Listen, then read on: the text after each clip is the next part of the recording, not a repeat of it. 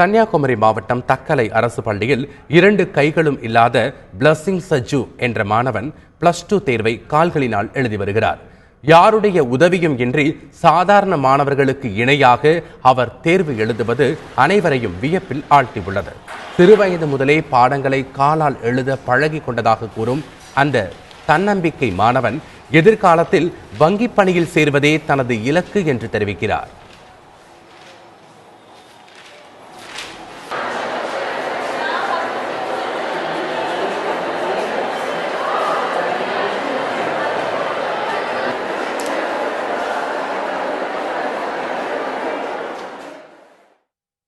வேலூர் மாவட்டம் அரக்கோணத்தைச் சேர்ந்த அரசு பள்ளி மாணவி பவித்ரா இருசக்கர வாகனங்களில் ஹெல்மெட் அணிந்தால் மட்டுமே வாகனம் இயக்கும் வகையில் புதிய தொழில்நுட்பத்தை கண்டுபிடித்துள்ளார்.